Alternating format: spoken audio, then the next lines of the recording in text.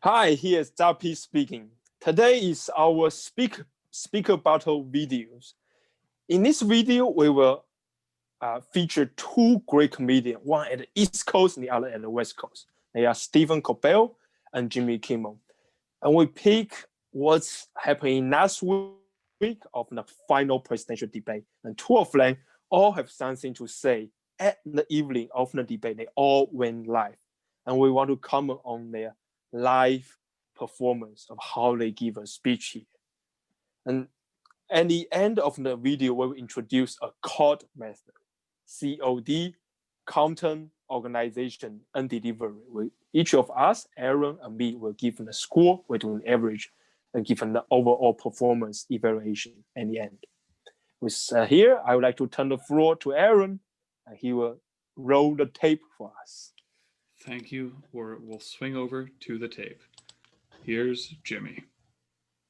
Tonight was not the WrestleMania event most people were expecting. I think maybe somebody swapped Trump's Adderall out for Tylenol because Donald Trump, by the way, is the only president who gets marks for good behavior. He's like, oh, he's like when you bring a 2-year-old on a plane. He tried very hard to resemble a human being tonight. The topics for this debate were American families, race in America, fighting COVID-19, climate change, national security, and dipping sauces. The president requested the last one. Unfortunately for Trump, he knows very little about any of those subjects. The only way... Okay, interesting. So I think one thing I like about Jimmy Kimmel he is good at transitioning with emotion. So what I mean by that is he's good at going from one emotion to either a lack of emotion or a different emotion entirely. And that's how he transitions between points. So in there, he's talking about, I can't remember the words he said exactly, but he was talking about one series of jokes. And then he went on to the topics of the debate, and he went from really lively, big movements, and then he kind of almost recentered himself before moving on, which was an interesting way of transitioning. I personally like variation as a transition, because when you change topics with some kind of variation, preferably a bunch of kinds of variation, so emotional, vocal, physical, a variety of things, it definitely helps to move an audience to the next point. I think he did that really well. I like his use of lists. He numbered things off on his list, which is really nice to see. It helps me to visualize what he's talking about. And of course, he did that thing where the last item in the list is different. It's funnier. He's got a bunch of serious topics, and then he says dipping sauces, right? And that's a nice bit of change in the listing, and that makes it funnier, but it also makes it seem like there's a lot of topics, because you list things, especially when you say it quickly like he did, because he picked up the speed a little bit. So I think he does a good job of transitioning with emotion and using lists. Content-wise, it's just a bunch of jokes, just covering what's going to be in there. There's not a lot of structure or organization or content really to comment on, because he's just saying, here is a list of things, but it was delivered well and it was funny. So those are my thoughts off the cuff. Yeah, there's some great first reaction about the delivery from Aaron there. My comments is majorly focused on the contrast of the content between Jimmy Kimmel and Steve Colbert. So I don't have much to say here. I will let Aaron roll the next tape, and I'll provide some comparison between the two speakers here. All right, let's see what happens here. Mm-hmm. Why are we pretending this is for both of them? The rule only applies to one. Oh no. When school isn't a place you have to be, I hate advertisements. why not go to school? It's fine. Guy. This is like Mayor McCheese holding a town hall and starting out by saying, remember, nobody burgle any hamburgers, please. She kept them on subject admirably. The first subject was Trump's catastrophic COVID response, which of course was a subject he didn't want to touch, which is... Okay. So, I mean, between the two of them, so Stephen Colbert does some things better, some things not as well. One thing I like to point out is the difference between someone who's standing and someone who's sitting. Someone who's standing commands a lot more control than someone who's sitting. Sitting innately, in my opinion, makes you look more casual.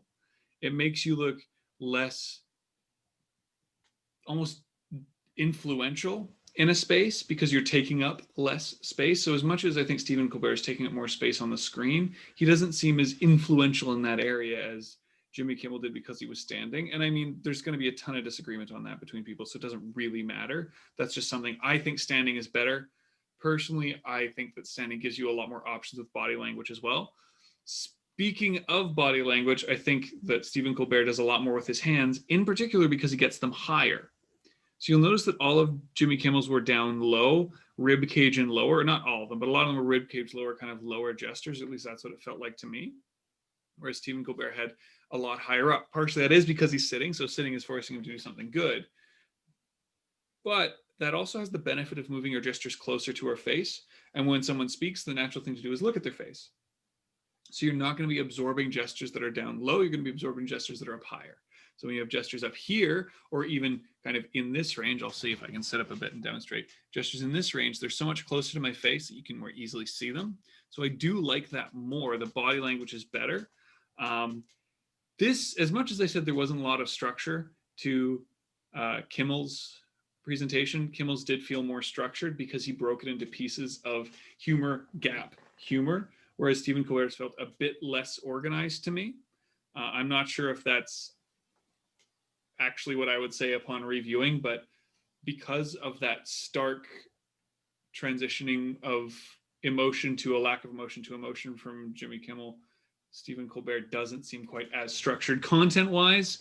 Like I say, I don't, since it's mostly humor focused and lists, I don't draw a lot of content out of it, but I know Young Fun's going to have comments on that. Yeah, well, I don't know why. For some reason, I really like to comment on the content here. I truly believe that is the bread and butters of any speech there, and that dictates the delivery and humor and pose and body gesture and everything here. So I intentionally pick these two clips because they are all talking about how ridiculous now when a president behaves like a normal human being and respect rule becomes something he will be praised upon. So that is content-wise, so that's where most of the jokes coming from, by a deadpan face from Jimmy Kimmel or from Colbert. He was sitting kind of leaning towards the camera. He's like, since when it's become a thing? So that's where the emotional baseline was set. I was kind of trying to get a sense from the first reaction from Aaron here, because I watched the video many times. It's like, from the same content, which one they deliver the sense of ridiculous in this form of the debate? It's really bizarre when someone follow the rules, it becomes a discussion point. So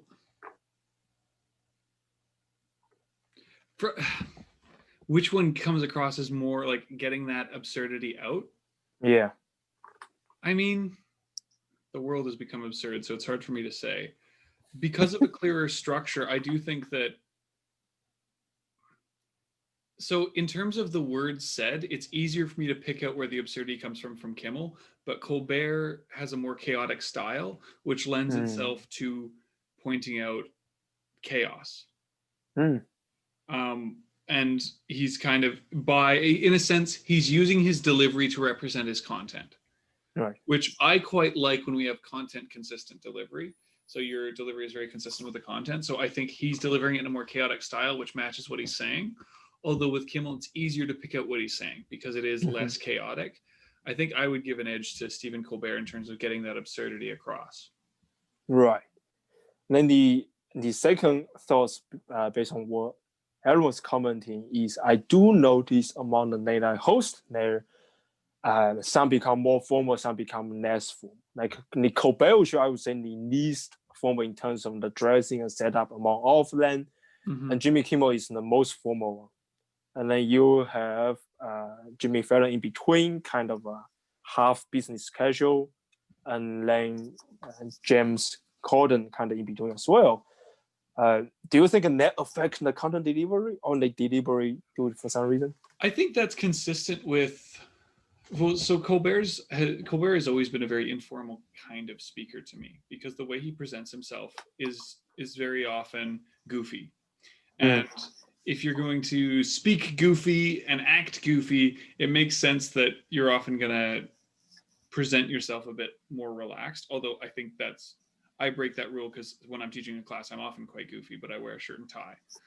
So there, of course, that isn't a hard and fast rule.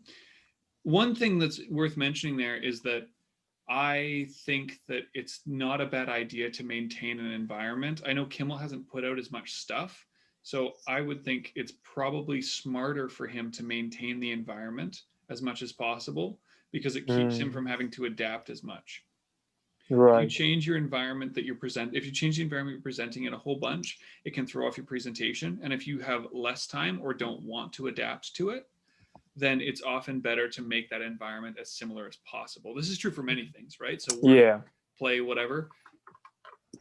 Create an environment that you're used to working in, and you work more. So that would be my guess, is that Kimmel is trying to maintain that feeling of this is still my normal show. Yeah. Yeah, he did take a long break. Yeah.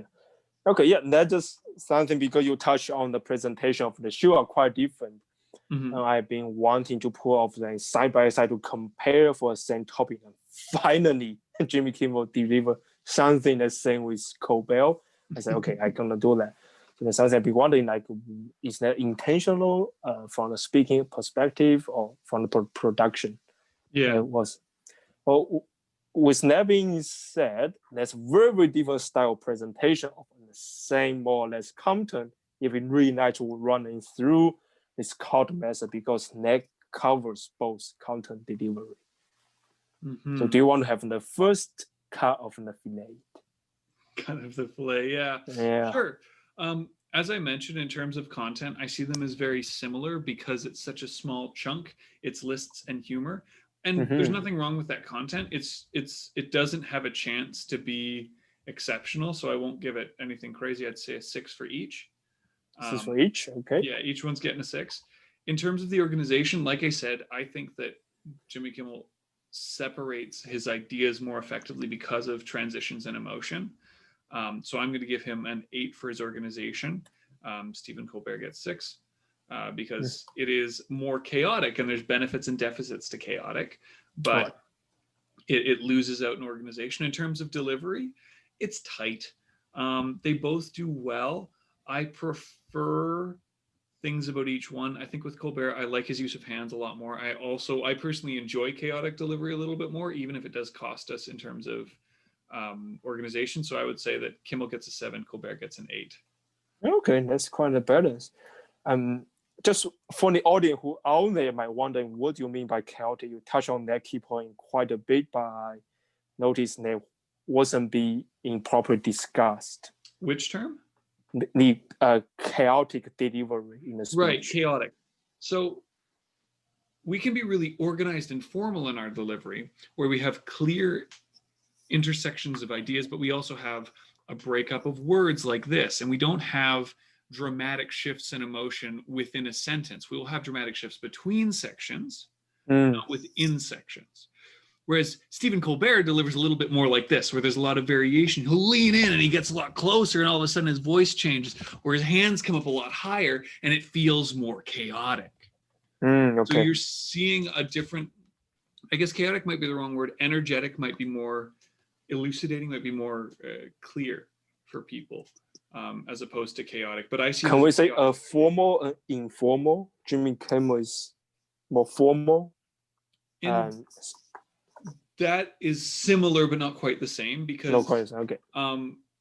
Formal is very rarely chaotic, but informal doesn't have to be chaotic. Informal can be really relaxed and like this, where there's not chaotic changes. Yeah, I'm just wondering, is that to do with their dress for the show? Jimmy Kimmel is all suit up, and Colbert is just a shirt and sleeve up, kind of sitting at home. So could be that match of their content writing and delivery style because they match the drop background of the show. And that's why teaching these 2 words. Yeah, it's very possible that's part of it. Yeah. I think you are right that they're definitely going to try and keep things consistent with their style. And even if the host isn't, the showrunners are. Yeah, The they definitely have producers or some whoever. plan. So it makes sense to be consistent with style. And I think that's always true. Be consistent in your style, unless there's a good reason not to be. Yeah, exactly. Yeah. Well, I will give out my core score here. So for Jimmy Kimmel here, the content I was putting together, I mean, they are just the average, just a running joke, a little bit introduction for both of them. I say they are really similar. I'll give them just 7 and 7. Mhm. I think they are doing pretty good job, definitely higher than 6. So I give them 7, but I do agree it's more or less the same. The organization is, yeah. I feel it's really, really close between two of them. It's, again, make a joke of one topic and then opening up from the rest of the dialogue. So I would say they are on par on this as well. I also like it. So I would give them a 7.5 for both of them. Mhm. So that means the things they're going to break of only 2 speakers going to be their deliveries. And that can be my personal favorite view. I like how Steve Colbert delivered there.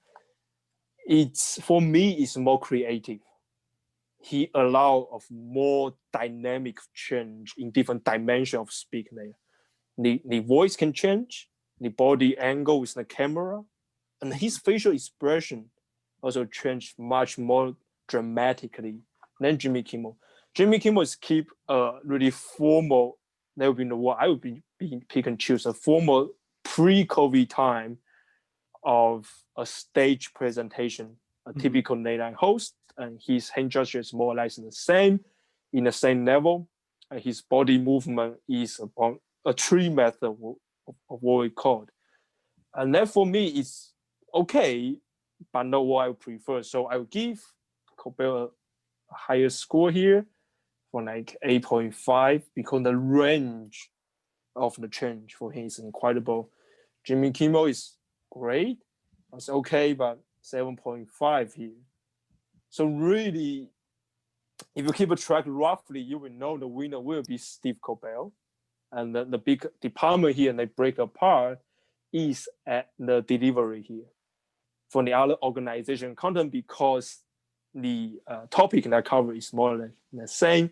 They have the same quality of writers in their team. So their 2 departments are the same. So it's really the speaker and the delivery making a difference in the end. All right. Well, I guess they're both very similar in skill. They both do an excellent job, and it comes down to personal taste. But you do have to decide what style you want, how you want to set it, and you've got to be consistent. With that said, let's wrap this one up.